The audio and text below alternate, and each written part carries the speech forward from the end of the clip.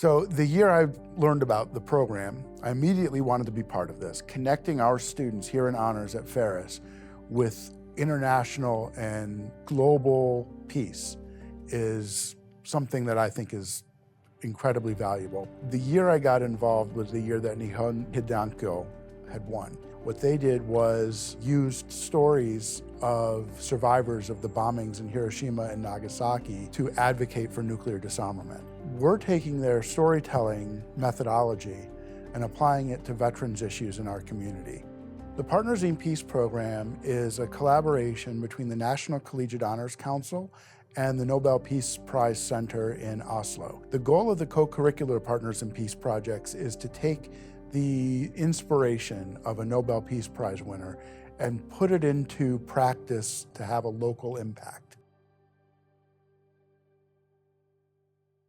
I was sitting there wondering, how on earth can I make matters of nuclear destruction and atomic bombs relevant to local action here in Big Rapids? I was worried, especially in January and February, when we weren't getting a lot of responses for folks in our request for interviews. We have some advisory board members. We constructed an advisory board for the project who were trying to get the word out to the community. And we had done some outreach to try to reach our student veteran population.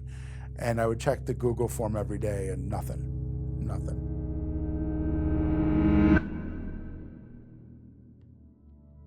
My time in the Marine Corps is, I would say, pretty well spent. I went to my first duty station over in California.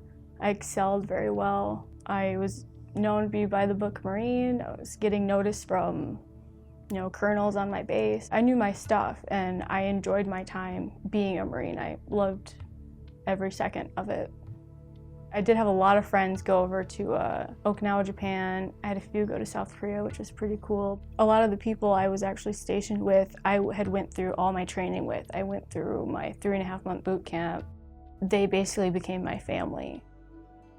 That kind of stemmed the interest into the project because I know myself as well as have seen it with my own eyes, how, even though we weren't veterans at the time, how bad not only mental health but physical health quickly deteriorate within active duty as well as veterans. The way I found out was actually through Kathy Bordeaux. She's the one that runs the honors program as the advisor.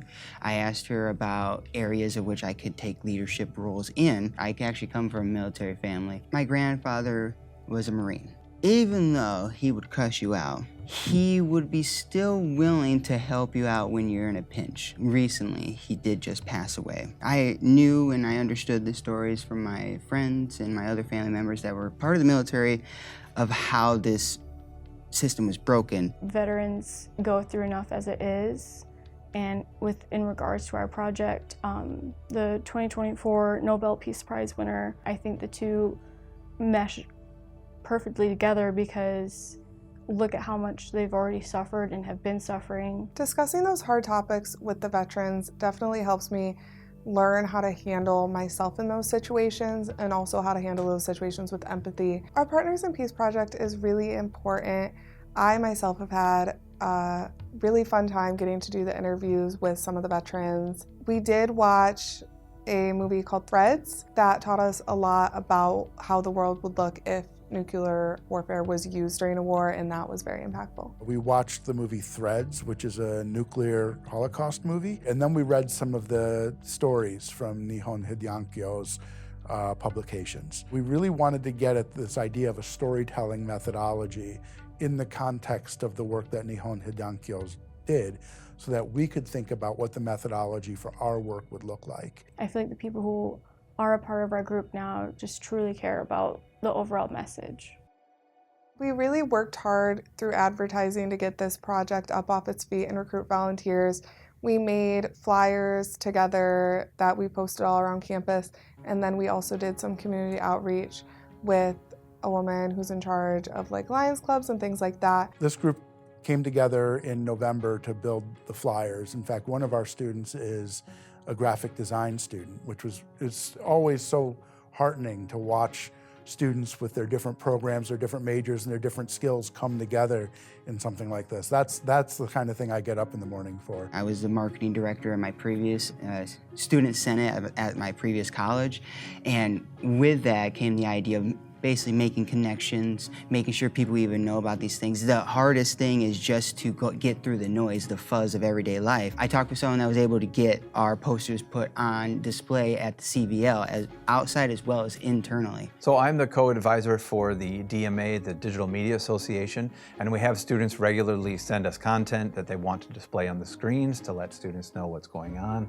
Also, I have had other professors, not only in our program, but others reach out to put content on the screens. Most of the people in the CVL know that I'm the one to contact if they want to put content on our digital signage. By the time I came back from spring break, we had 4 or 5 interview subjects signed up. So then that made me feel better. I feel like 4 or 5, while is small, we can make a go of it. I'm hoping we'll get some more. I know a couple more have signed up since, so we're gonna start getting them interviewed. Before and during the interviews have been filled with laughs, stories that you would share at the campfire, but also what the true cost is of serving our military. You kind of got to see both sides of the Army in a sense, because you had an enlisted who was basically the workaholic, and then the officer where it's like, officers are just known to be, it's the chill life, We typically set it up in a neutral place, and then we will do an audio recording so that we can transcribe what they say afterwards to ensure that we're not putting words into their mouth.